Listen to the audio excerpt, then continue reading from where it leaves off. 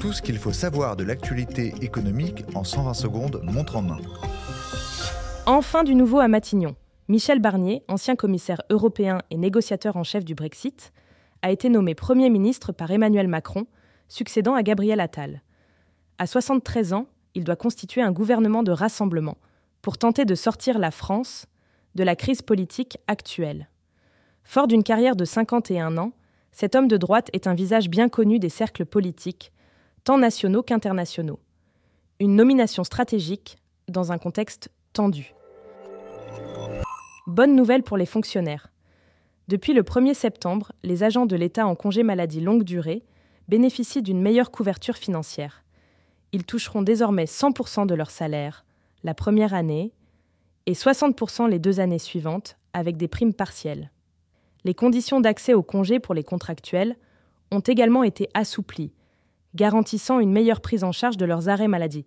Une avancée attendue pour mieux protéger les fonctionnaires en cas d'incapacité prolongée. L'absentéisme en entreprise a baissé en 2023, une première depuis 2016. Mais malgré cette baisse de 0,6 points par rapport à l'année 2022, certains secteurs sont particulièrement touchés. En tête, les professions de la santé, avec un taux d'absentéisme record de 8,3%, suivi de près par les secteurs du transport et de la restauration. En cause, des conditions de travail difficiles et des arrêts prolongés, parfois de plus de 30 jours par an. Coup de pouce pour la rénovation énergétique.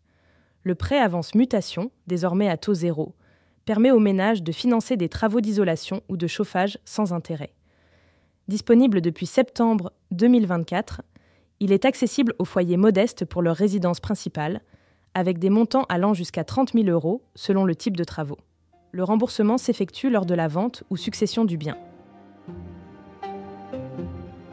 N'hésitez pas à vous abonner sur votre plateforme habituelle pour écouter chaque épisode dès sa sortie.